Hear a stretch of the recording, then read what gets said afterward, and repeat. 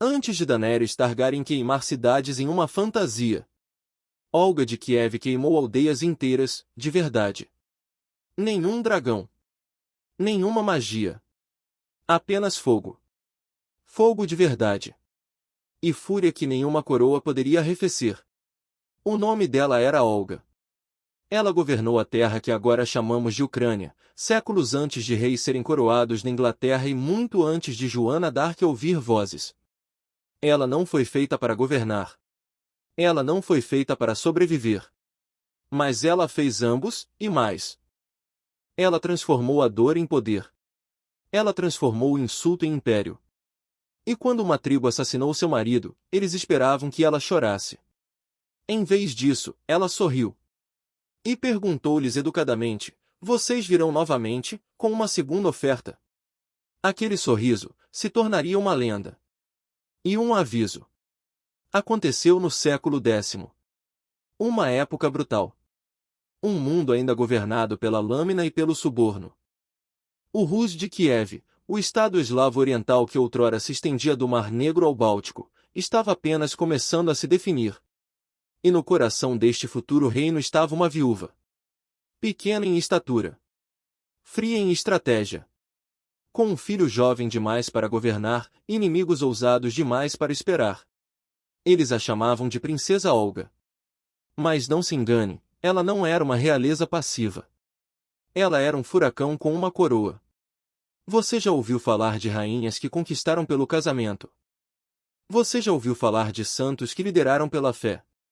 Mas Olga governou pela vingança. E sua história, perdida por séculos nas sombras das crônicas dominadas por homens, não é apenas uma de vingança, é uma de estadismo, religião e de uma mulher que não pediu permissão. Ela não apenas puniu. Ela planejou o método. Ela não apenas governou. Ela redefiniu o que significava deter o poder como mulher no mundo medieval. Se esta é a sua primeira vez aqui, não se esqueça de se inscrever. Histórias como esta são o que nós desenterramos, os cantos manchados de sangue da história, as mulheres apagadas da memória, os momentos chocantes demais para os livros didáticos. Fique conosco, porque a reviravolta final do conto de Olga vai te deixar chocado. Você não vai acreditar como ela terminou. Você está assistindo a pesadelos medievais. E isto é apenas o começo. Ele cavalgou sem exército. Sem bandeira. Sem medo. O nome dele era Igor, príncipe de Kiev, governante do Rus, marido de Olga e pai de um filho ainda não pronto para usar a coroa. Ele não era um monstro. Nem um tirano. Mas ele era um homem de sua época, e no século X, a época significava tributo. O tributo não era uma sugestão. Era sangue transformado em moeda. E quando uma tribo ousou retê-lo, ele cavalgou para lembrá-los. Eles eram chamados de Drevlianos. Habitantes da floresta. Orgulhosos. Indisciplinados. Conhecidos por sua independência e profunda desconfiança do poder crescente de Kiev. Quando Igor chegou em suas terras, ele já havia coletado o que lhe era devido uma vez. Mas não foi o suficiente. Não para Kiev. Não para seus cofres. Não para ele. Então ele voltou. Sozinho. Alguns dizem que foi ganância. Outros, um aviso estratégico para as outras tribos. Mas os Drevlianos viram fraqueza. E eles fizeram uma escolha. Eles não ofereceram resistência. Nenhum grito de guerra. Eles ofereceram cordas. Eles levaram Igor para dentro do bosque. Lá, duas bétulas haviam sido dobradas até o chão, amarradas juntas no topo. Então, eles amarraram uma das pernas de Igor a uma árvore e a outra à segunda. E eles esperaram. Com um grito, as árvores foram soltas. Elas se moveram para o céu. E assim também o seu corpo. Partido. Em dois. Não houve túmulo. Nenhuma cerimônia. Apenas o som dos pássaros da floresta. E silêncio. E em algum lugar longe, em Kiev, uma jovem estava em sua janela. Esperando. Esperando por um mensageiro. Esperando por seu marido. esperando pelos homens que em breve bateriam em seu portão e ofereceriam casamento para a mulher que eles acabaram de fazer viúva. Eles a achavam fraca. Eles a achavam solitária. Eles a achavam pronta para ser domada. Mas eles não conheciam Olga. Eles não sabiam que por trás de seu véu havia uma mente mais afiada que uma lâmina. E que a morte de seu marido acabará de acender um estupim. Os cavaleiros chegaram pouco antes do anoitecer. Vestidos com peles finas, com vozes suaves de vinho e orgulho. Eles eram embaixadores dos Drevlianos, enviados a Kiev para entregar duas coisas, uma proposta. Um insulto. O homem que eles haviam assassinado, Igor, não era mais de interesse. Seus ossos estavam perdidos na floresta. Mas sua viúva? Ela era um prêmio. Torne-se a esposa de nosso príncipe, eles disseram. Que a paz seja feita através do casamento. Paz. Como se o sangue em suas botas tivesse secado. Olga ouviu. Ela sorriu. Não muito. Apenas o suficiente para lhes dar esperança. Ela disse, vocês são bem-vindos aqui. Fiquem em seu barco até amanhã. Então eu os honrarei perante todo o povo. E assim eles o fizeram. Naquela noite, eles beberam no porto. Eles riram. Eles haviam vencido. Mas ao amanhecer, Olga deu suas ordens. Cavem uma trincheira. Profunda. Larga. Tão larga quanto o comprimento do barco deles. Quando o povo perguntou para quê, ela simplesmente disse, uma recepção. Seus guardas foram até os embaixadores. Eles os cumprimentaram gentilmente. Os guiaram para a terra. E diretamente para a trincheira. Nenhuma luta. Nenhum sangue. Apenas o som súbito de corpos batendo no fundo. E então, a terra. Um por um, eles foram enterrados vivos. Nenhuma lâmina. Nenhuma chama. Apenas terra, pressionada em seus peitos, suas bocas, seus olhos. Nenhum grito sequer chegou à superfície. Olga ficou na beira. Observou a última terra cair. E sussurrou, vocês foram honrados. Isso não era raiva. Isso era algo mais frio. Algo mais antigo. Isso era xadrez, e ela acabará de capturar os cavaleiros deles. E então, como se nada tivesse acontecido, ela se virou para sua corte. Mandem avisar os Drevlianos, ela disse. Digam-lhes que eu aceito. O que veio em seguida seria pior. Um quarto sem saídas. Calor sem fuga. E 40 homens, encharcados em seu próprio orgulho, queimados até o osso. A mensagem chegou aos Drevlianos em poucos dias, Olga aceita sua proposta. Mas o assunto de Estado deve ser honrado adequadamente. Mandem seus homens mais nobres para me escoltar, e eu irei ao seu príncipe como sua noiva. Eles acreditaram nela. Porque eles não conseguiam imaginar uma mulher mentindo de forma tão bela. E então eles mandaram seus melhores, 40 nobres, vestidos de veludo e prata, perfumados e orgulhosos. Não guerreiros, diplomatas. Homens acostumados a lençóis de seda, não a lâminas afiadas. Eles chegaram aos portões de Kiev para encontrar uma recepção real, festas. Vinho. Flautas. E o mais perigoso de tudo, sorrisos. Olga os cumprimentou com graça. Curvou a cabeça. E disse, vocês vieram de muito longe. Descansem, nobres senhores. Amanhã, vocês serão recebidos perante o povo, e eu começarei minha jornada com vocês. Esta noite, por favor, refresquem-se. Uma casa de banho foi preparada. E assim eles entraram. 40 homens entraram em um edifício feito de madeira e pedra. O vapor subiu de suas paredes. Bancos foram forrados com toalhas. Bacias de bronze cintilaram na luz do fogo. Eles riram. Tiraram suas vestes. Salpicaram água em seus rostos. E quando o último entrou, a porta se fechou com estrondo. Trancada por fora. Selada com madeira. Um momento de confusão. Então, o cheiro de óleo. E então, fogo. Os gritos não duraram muito. O calor não mata lentamente. Ele descasca.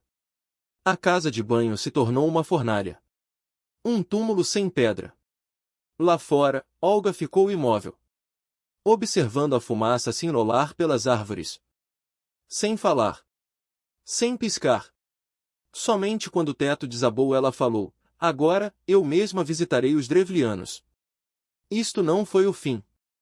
Isto foi o começo. Ela havia enterrado seus mensageiros. Ela havia queimado seus nobres. Mas agora ela queria conhecer o povo. Todos eles. E ela chegaria sem exército. Sem armas. Apenas com palavras. E pombos. Ela os havia enterrado. Ela os havia queimado. E agora, ela sorriu. Porque era a hora do ato final. Os Drevlianos, sem saber o que já havia acontecido com seus embaixadores e nobres, ainda acreditavam que ganhariam uma rainha. Uma viúva real. Um prêmio gracioso. E assim, quando Olga chegou em sua capital, Skorosten, eles a receberam com portões abertos. Nenhum exército a seguiu. Apenas uma pequena escolta. E seu filho, Sviatoslav, apenas uma criança, observando da cela ao lado dela. Ela entrou como uma noiva. Ela sairia como uma tempestade. Olga disse aos Drevlianos que queria realizar um banquete fúnebre para seu falecido marido, Igor. Para honrá-lo. Para lamentar adequadamente. Ela pediu um banquete enorme, com vinho, carnes e todos os líderes presentes. Eles aceitaram. Eles serviram seu melhor hidromel. Eles encheram os salões. E Olga sorriu. Quando o vinho estava abundante e os nobres tropeçavam bêbados, ela deu um sinal silencioso. Seus homens se levantaram. Sacaram lâminas. E mataram mais de 5.000 Drevlianos na hora. Mas nem isso foi o suficiente. Skorosten ainda estava de pé. O coração do povo drevliano ainda batia, em casas, em fazendas, em crianças dormindo. Então Olga fez um último pedido. Dê-me um sinal de paz, ela disse. Eu não pedirei ouro. Nem prata. Eu só peço um pássaro de cada casa. Um pedido estranho. Mas pequeno. Então os drevlianos reuniram seus pássaros. Pombos. Pardais. Pombas. De cada casa na cidade. Eles os colocaram em cestos e os entregaram. O que eles não sabiam, era que os homens de Olga haviam preparado algo especial. Pequenos pacotes de enxofre e tecido, amarrados na perna de cada pássaro. Naquela noite, enquanto o sol desaparecia por trás das árvores, os soldados de Olga acenderam cada pacote. E soltaram os pássaros. Pássaros não voam para longe de casa. Eles voam de volta para ela. Para chaminés. Para fenis. Para telhados de palha. E assim, com as asas batendo no crepúsculo, os pássaros voltaram. Cada um carregando uma faísca. Cada um encontrando seu caminho para o coração de Skorosten. E a cidade incendiou. Chamas corriam de telhado em telhado. Fumaça sufocava as ruas. Famílias saíram à noite, gritando. E atrás delas, o exército de Olga, já não pequeno, marchou para dentro. Aqueles que sobreviveram ao fogo foram capturados, escravizados, executados, ou taxados até o silêncio. Não haveria uma segunda rebelião. Os Drevlianos não existiam mais. Eles haviam partido um príncipe em 2. E em troca, uma viúva havia pagado seu reino. Mas isso não era mais sobre luto. Era sobre ordem. E Olga, a mulher que ninguém esperava que governasse, estava prestes a se tornar a líder mais poderosa do leste europeu. Ela poderia ter parado. Os Drevlianos não existiam mais, queimados, escravizados, absorvidos. Mas Olga não havia terminado. Porque a vingança nunca foi o objetivo final. O controle era. E agora, sem nenhum homem ao seu lado e com uma criança jovem demais para governar, ela voltou sua mente da espada, para o livro Razão. Onde a maioria dos governantes construía muros, Olga construía sistemas. Onde outros levantavam exércitos, ela levantava redes. E ela começou com a mesma coisa que levou à morte de seu marido, o tributo. Antes de Olga, o sistema do Rus de coleta de tributos, chamado poliudi, era caótico na melhor das hipóteses, assassino na pior. Príncipes e seus homens viajavam para terras distantes, exigindo pagamentos em peres, grãos, prata, o que os moradores tivessem. Era instável, perigoso e gerava ressentimento. Assim como aconteceu com os Drevlianos. Olga mudou isso. Ela enviou emissários. Ela mapeou o reino. Ela estabeleceu pontos fixos de tributo, conhecidos como pogós, onde o povo traria oferendas em dias definidos, registrados e contabilizados. Pela primeira vez no leste europeu, a tributação foi sistematizada. Não por causa de um rei. Não por causa da guerra. Mas por causa de uma mulher que havia olhado para um poço de cinzas e visto oportunidade. E não foi apenas o dinheiro que ela reformou. Ela organizou rotas comerciais. Supervisionou a construção de estradas e cidades fortificadas. Padronizou o controle administrativo sobre vastos e indisciplinados territórios. Ela até codificou a governança local, garantindo que a palavra do príncipe chegasse até o Mar Negro. E ela fez tudo sozinha. Outros governantes temiam rebeliões. Olga as tornou impossíveis. Porque sua justiça, embora fria, era consistente. Suas punições, embora finais, eram lembradas. E sua presença, embora pequena em estatura, era inconfundível. As cortes estrangeiras notaram. Por volta de 950, contos de uma rainha sem rei haviam chegado aos palácios da Europa e de Bizâncio. Eles a chamavam de a Rainha do Rus. Mas esse título não estava totalmente correto. Ela era mais do que uma rainha. Ela era arquiteta de um estado. Uma mulher cuja mente costurou o que 100 guerreiros não podiam. E como todos os visionários, Olga não estava satisfeita em permanecer imóvel. Então ela olhou para o sul, para as torres de mármore e cúpulas douradas de Constantinopla. O Império Bizantino, ainda agarrado à glória desvanecida de Roma. Um lugar onde imperadores governavam como deuses, e a religião moldava nações. Olga decidiu ir para lá, não como uma suplicante, mas como uma convidada. Como uma negociadora. Como uma soberana. E quando ela chegou, eles não sabiam o que pensar dela. Imagine isto, um navio real atracando no porto. Não liderado por generais. Não pesado com presentes. Mas carregando uma mulher em vestes forradas de pele, seus olhos mais afiados que qualquer lâmina, sua expressão indecifrável. A corte a recebeu com cerimônia, sim, mas também com confusão. Quem era esta viúva? Onde estava seu exército? Por que ela falava com tanta autoridade? A resposta viria em breve, não em palavras, mas em sussurros. Porque enquanto Olga buscava religião em Constantinopla, ela também deixou algo para trás, um novo entendimento. Que o norte não era bárbaro.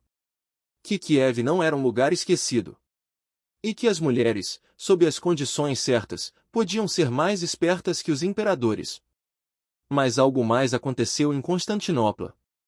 Algo que mudaria a própria identidade de seu povo. Não pelo fogo, mas pela água. No sol de verão de Constantinopla, onde o incenso se enrolava pelas capelas de mármore e os mosaicos brilhavam como fogo preso na pedra, uma mulher pagã se ajoelhou em silêncio. O nome dela era Olga. E ela havia vindo do norte gelado, não com ameaças, mas com perguntas. A corte bizantina nunca tinha visto alguém como ela. Uma viúva. Uma governante. Uma guerreira em seda. E, no entanto, ela pediu para aprender. Não sobre política. Não sobre comércio. Mas sobre Deus. Eles foram cautelosos com ela. Esta era uma mulher conhecida por queimar cidades inteiras, por massacrar embaixadas em banhos públicos e por transformar pássaros em armas. Poderia tal mulher se tornar cristã? O patriarca hesitou. Mas o imperador, Constantino VII, viu uma oportunidade. Se Olga pudesse ser convertida, o Rus poderia seguir. E com isso, Bizâncio ganharia não apenas influência espiritual, mas um aliado estratégico na fronteira norte. E assim, o segredo foi arranjado. Uma manhã, atrás de portas de catedral fechadas, Olga foi batizada. Ela escolheu um nome cristão, Helena. Ela se vestiu com vestes brancas. E quando as águas tocaram sua testa, o futuro de uma nação mudou. Ou assim eles pensaram. Porque Olga não havia terminado de jogar. Após seu batismo, Constantino ficou tão impressionado, tão comovido com sua graça, sua inteligência, sua presença, que ele fez uma proposta ousada. Se você não é mais casada, ele disse, então case-se comigo, e Bizâncio e o Rus governarão juntos. Olga não se encolheu. Ela sorriu. E então respondeu com um punhal feito de seda, mas Vossa Majestade, ela disse, eu agora sou sua filha espiritual, já que o Senhor me batizou. Você se casaria agora com sua própria filha? A corte ficou em silêncio. E Constantino riu. Porque ele percebeu naquele momento que ele nunca havia estado no controle. Olga retornou a Kiev não como uma suplicante, mas como uma soberana cristã, a primeira na história do Rus. Mas ela não forçou a conversão. Ela não queimou templos. Ela não travou cruzada. Ela esperou. Ela observou. E quando seu filho Sviatoslav, criado nos antigos deuses, se recusou a se converter, ela não o forçou. Deixe estar, ela disse. A hora dele chegará. Mas a minha, é agora. E quando ela morreu anos depois, seu túmulo não tinha chamas, nem machados, nem runas pagãs. Apenas uma cruz. Ela governou pelo terror. Mas terminou em paz. Ela se banhou em sangue. Mas morreu na fé. E nos séculos que se seguiram, a Igreja a tornou uma santa. A primeira em todo o Rus. Não por sua vingança, mas por sua sabedoria. Sua paciência. Suas contradições impossíveis. E, no entanto, a pergunta ainda persiste: pode uma santa também ser uma senhora da guerra? Pode uma açougueira se tornar abençoada? Na vida de Olga, a resposta foi sempre, sim. Ela governou sem um rei. Ela se vingou sem remorso. Ela morreu com uma cruz no peito. Mas a história de Olga não terminou no túmulo. Porque histórias como a dela, aquelas esculpidas em fogo e sombra, não dormem facilmente.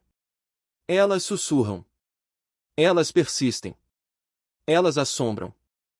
Nas aldeias que pontilham as florestas da Ucrânia, em lugares outrora dominados por drevlianos e polanos, ainda há fogueiras acesas nos meses profundos do inverno. E às vezes, ao redor dessas fogueiras, seu nome é falado em tons abafados. Kniaimia Olga, eles sussurram. Não com ódio, mas com admiração. E um traço de medo. Porque como você chama uma mulher que construiu um império apagando um povo? Que trouxe a luz cristã através do fogo pagão? Ela era uma santa? Ou algo mais antigo? Algo que antecedeu tanto altares quanto tronos. Cronistas tentaram moldá-la em algo seguro. Eles elogiaram sua inteligência, suas reformas, sua fé. Mas nas margens, entre as linhas, você encontra a admiração assustada de monges e nobres. Ela não tinha exército, mas conquistou. Nenhum marido, mas governou. Nenhuma arma, mas destruiu cidades inteiras. E isso os aterrorizava. Até mesmo seu filho, Sviatoslav, embora corajoso e implacável por direito próprio, nunca alcançou seu mito. Ele morreu em batalha. Seu crânio se transformou em um copo de beber por inimigos. Sua linhagem acabou caindo. Mas Olga permaneceu. Não como carne, mas como memória. Quando a Igreja Ortodoxa Oriental a tornou uma santa, eles lhe deram um título que quase nenhuma mulher havia tido, igual aos apóstolos. Não por sua gentileza. Não por sua piedade. Mas porque ela foi a primeira rachadura no muro, a brecha pela qual a fé se derramou no Oriente. Ela se tornou o início do Rus cristão. Mas também o fim do mundo pagão. E aqueles pegos no meio? Eles se lembraram dos gritos, da fumaça, dos pássaros. Porque você pode canonizar um nome. Você pode escrever hinos e construir estátuas. Mas você não pode apagar o sentimento deixado quando uma rainha queima seu mundo até virar cinzas. No folclore, ela se tornou outra coisa. Não apenas uma governante. Uma assombração. Uma figura que cavalga os bosques em peles negras. Que bate nos portões de tiranos. Que fala suavemente, e então comanda o fogo. Não uma santa. Uma sombra. E assim, o Rus se tornou a Ucrânia. Impérios surgiram e caíram. Nomes mudaram. Crenças mudaram. Mas ainda, em algum lugar debaixo do solo, Olga espera. Ela era da realeza. Ela foi canonizada. E, no entanto, hoje, ninguém pode dizer com certeza onde seus ossos jazem. Esse fato por si só é assustador. Porque a maioria dos santos, e certamente a maioria dos monarcas, são sepultados com honra, em santuários dourados. Debaixo de pisos de catedral. Com nomes esculpidos profundamente em mármore.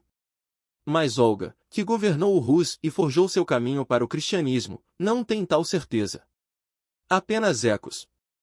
As fontes mais antigas afirmam que ela foi enterrada em Kiev, dentro da Igreja do Salvador, um pequeno santuário de pedra que ela mesma encomendou, uma das primeiras igrejas cristãs em solo do Rus.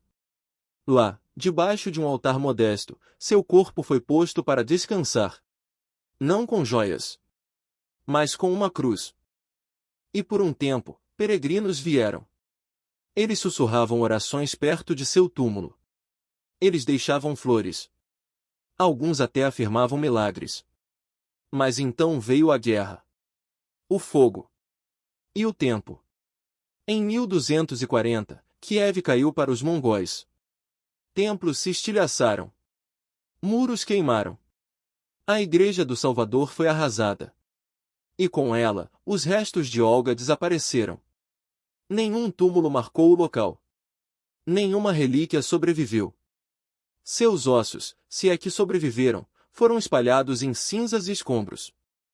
Séculos depois, enquanto igrejas se levantavam novamente e historiadores juntavam fragmentos do passado, estudiosos tentaram rastrear seu local de descanso. Alguns afirmavam que seus ossos haviam sido secretamente escondidos antes da chegada dos mongóis, contrabandeados para catacumbas sob a cidade.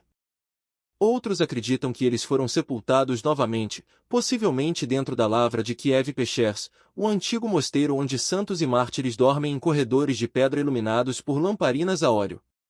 Mas por mais que procurassem, nada definitivo foi encontrado.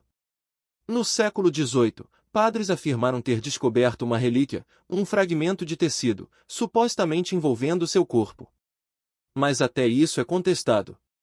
A igreja ficou em silêncio. Os registros foram perdidos, ou selados.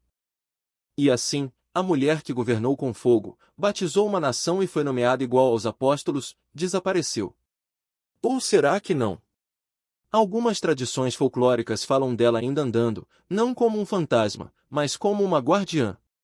Que debaixo das colinas de Kiev, na terra encharcada por séculos de sangue e oração, ela ainda espera. Alguns dizem, se Kiev cair novamente, seu túmulo se abrirá. E dele, não relíquias, mas retribuição. Porque santos trazem paz. Mas lendas como Olga? Elas trazem tempestades. A maioria das rainhas é esquecida. Elas se tornam notas de rodapé nas crônicas de seus maridos, ou estátuas de rosto suave perdidas na poeira da catedral. Mas Olga? Olga se tornou um aviso. Em textos ortodoxos, ela foi santificada, a primeira mulher do Rus a ser nomeada santa. Uma ponte do caos pagão para a ordem cristã. Uma mãe sagrada. Uma governante sábia. Sua história foi incluída na crônica primária, mas cuidadosamente. A violência? Suavizada. A vingança? Enquadrada como justiça divina. Uma reescrita. Uma domesticação. Mas não funcionou. Porque nenhuma quantidade de incenso pode apagar a imagem de uma mulher incendiando cidades com pombos. E assim, ela se dividiu em duas, Santa Olga, serena e pesarosa, carregando uma cruz. E Olga, a vingadora, sorrindo sobre cidades fumegantes. Ambas viveram. Ambas eram perigosas. Séculos se passaram. Impérios surgiram e caíram. Fronteiras mudaram. Mas seu mito nunca morreu. Na Rússia imperial, ela foi pintada como uma avó do império, uma nobre convertida, obediente a Deus. Mas na Ucrânia, onde seu sangue correu pela primeira vez e seus fogos arderam pela primeira vez, ela se tornou algo diferente, uma soberana. Uma Sama Volodica, uma mulher que governou em seus próprios termos. Não por direito de nascimento. Nem por casamento. Pela vontade. Nos tempos soviéticos, Olga confundiu os historiadores. Ela era uma monarca, inaceitável. Mas uma mulher que governava sozinha, admirável. Uma cristã, problemática. Mas uma destruidora de opressores, ideal. Então eles tentaram reivindicá-la como uma proto-revolucionária. Eles a colocaram em moedas. Em livros escolares. Até mesmo em propaganda. Mas ela escapou por entre seus dedos. Ela era antiga demais para a ideologia. Imprevisível demais. E talvez isso seja o que mais os assustava. No século XXI, sua imagem retornou novamente, em murais, tatuagens, memes e até slogans de guerra. Ela se tornou um símbolo de vingança. De feminilidade entrelaçada com ferro. De fúria sagrada. Alguns a chamam de a Daenerys original. Não por causa de dragões. Mas por causa do que ela ensinou ao mundo, uma mulher não precisa de fogo para governar. Ela só precisa escolher quando acendê-lo. Então, hoje, em Kiev e além, em igrejas e histórias, Olga permanece. Não apenas em mármore, mas em memória. Ela é uma lição. Que o luto pode levar à grandeza. Que a crueldade pode ser calculada. Que a história não é feita apenas por reis. Mas às vezes, por uma viúva com um plano e uma vontade mais forte que qualquer espada. E hoje, esse espírito vive.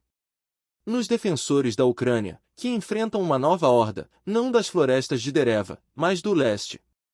Uma horda que se autodenomina cristã, mas bombardeia igrejas. Que fala de unidade, mas assassina crianças.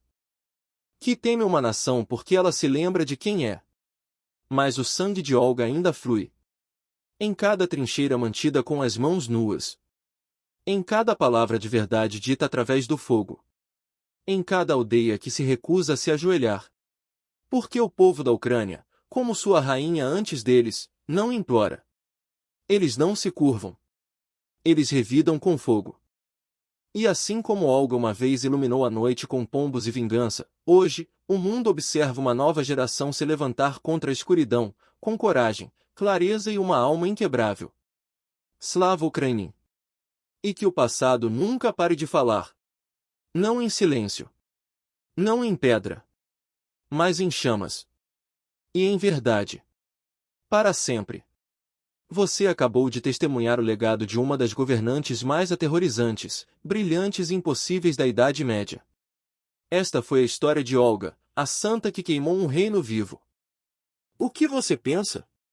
Olga foi uma santa, ou algo muito mais sombrio? Deixe-nos saber nos comentários. Inscreva-se em Pesadelos Medievais para mais histórias reais das sombras da história. E se histórias como esta te assombram, há mais. Entre nas sombras da história conosco. Agora, histórias estão brilhando em sua tela, esperando para serem abertas.